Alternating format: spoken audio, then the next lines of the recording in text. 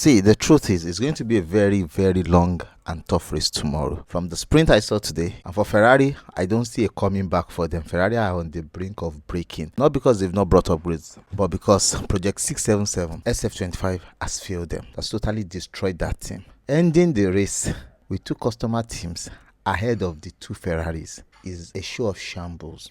Well, I'm just telling you the truth. Gabriel Bortoleto and Oliver Bierman were ahead of Charles Leclerc. Charles Leclerc could not even overtake them. He struggled. Now, Nico Hülkenberg and Esteban Ocon were ahead of Lewis Hamilton. Lewis Hamilton could not even make any gain. Instead, from the pit lane, made changes to the car. The car didn't hear. The car was stone deaf. There was no speed in that Ferrari.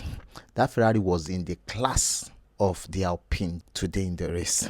I hope that Ferrari will not be in that same class during qualifying, because if that Ferrari remains in that class during qualifying, then tomorrow's race is going to be the ending of the end for Ferrari. I'm sorry, John Elkann, I need to be sincere with you. You are not saying the right thing. You don't even understand what is going on within that team. The problem is not the drivers. The problem is not the team principal. The problem is the management. The back end of that Ferrari team is messed up. They are confused. They don't know what they are doing. Look at what Aston Martin is becoming. Less than a year, Andre Newey is there. He's turning things around. He's been named team principal. That's creativity. He said they cannot work with this person. That person's role was changed. Sharp. That is what I'm talking about. Nobody wants to manage. Every great engineer wants to dominate. And that is what is happening with Aston Martin. Aston Martin is changing drastically. I wonder where Aston Martin will be next year. With this drastic change that I am seeing, Ferrari, your back end is messed up. If you refuse to listen to the drivers, if you refuse to listen to what is going on, Ferrari is messed up. Now to the race. Oscar Piastri started very great. Himself and George Russell. A big, huge start for Max Verstappen. From 6th, by turn 6, it was 4. He overtook his teammate Yuki Tsunoda that gave no fight, and Fernando Alonso. But he was unable to overtake the McLaren of Lando Norris. Lando Norris picked the fight. He was on a new tire. Lando Norris was on a used tire. Medium tires going on 19 laps and looking like that. I wonder how those tires will be in tomorrow's race. It's going to be funny, because that 2-stop is essential. If they don't have 2 stops, see, there will be catastrophic collapse. And from what I saw today, undercut will not work. I don't know if overcut will work, but undercut will not work. Strategy, tire choices will determine what will happen tomorrow in the race. For about 5 laps, from Alonso down to number 20, Colapinto, they were all in the DRS train. That is to see how close these teams are. Charles Leclerc started 9th, ended the race in 13th. Dropped pace because he went off the track. He was unable to give a fight all through. There was no atom or iota of fight in him, because that car lacks pace. The top 3 ended the way the top 3 ended. Only Max Verstappen was able to gain top 4. Yuki Tsunoda got a 5-second penalty, was demoted, but on the final lap, Kimi Antonelli got a 5-second penalty and got Yuki Tsunoda promoted back 5th, while himself, Kimi Antonelli, ended the race in 6th, which was a great one for Yuki Tsunoda. This season, finishing in a good position in a sprint race, Yuki Tsunoda needs to go for a Thanksgiving. Well, I wonder the church will have to go for the Thanksgiving, because I don't know, I can't say it. But for Fernando Alonso, finishing the race 7th was a perfect one for him, because that Aston Martin has been improving and is looking great. But for Ferrari, I think Ferrari needs to go back into their call-offs. Do what? Cry, scream, wail, and see how those wailings will solve their problem, because they are in big shit. And that shit I'm talking about, I don't know what they will use to pack it, because it's too huge. Ferrari needs to get themselves out of this problem, because it's a big problem in which they have dug for themselves. It's going to be a very, very interesting weekend. You don't want to miss it. The qualifying and the main race. I get back to you on the qualifying. Catch you guys. Bye.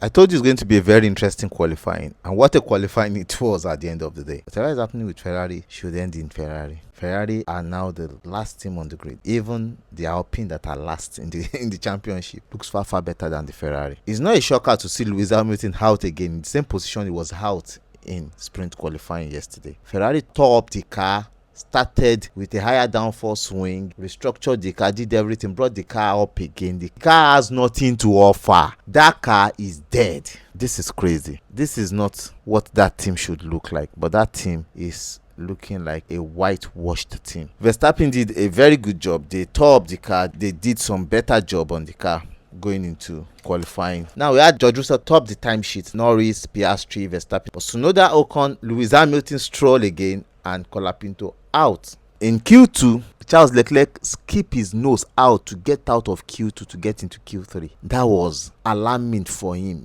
I don't know where he got the lap from or how he got the lap. He just skinned it out. For me, I think Lewis Hamilton and his garage are not in sync. They don't like each other. He has a 2 years contract. He can leave. Ferrari is not looking like a team that can ever win a championship with that mindset they have. So in Q2, we had Oscar Piastri topping the timesheet, went back on point. Norris, Verstappen, Antonelli, Russell. But guys that are out, we have Hulkenberg out, Lawson out, Oliver Behrman out, Bortoleto out, and Albon out. At that point, Alonso is still kicking in. Alonso really did a good job today. Today, he did a good job. Got some decent points. Was in there yesterday. Today, that's a decent job for him. And in Q3, we saw Verstappen doing everything he could to get the pole position, but fortunately Oscar Piastri was able to overpower all of them like he did yesterday. He came up today, got the pole position from his teammate, and is a big bank set for tomorrow. Norris on the dirty side in second, Verstappen third. Is going to be a big turn one issue tomorrow, and I can't wait to see that race. See, it's going to be bangers, it's going to be bananas. Russell fourth, Antonelli fifth. Antonelli coming back up today for tomorrow's race is going to be bananas. Aja behind him is going to see the stewards, but he's behind him in sixth. It's going to be battle of bananas. Sainz in seventh, Alonso. Gasly out qualifying Charles Leclerc in ninth. Leclerc qualified 10th. He was way far off, over a second behind. Gasly with a car that was out in Q1 yesterday came 19th in sprint race today, qualified 9th. Leclerc over 1.2 seconds away from P1. That is crazy for Ferrari. They just messed themselves up, because by tomorrow's race, Antonelli might be ahead of Lewis Hamilton in the Drivers' Championship. Ferrari, you got it wrong. Well, I don't know. Congratulations to Oscar Piastri. Tomorrow is going to be a great race. You don't want to miss it. You don't want to miss it. Catch you guys tomorrow. I love you guys. Bye. Cheers.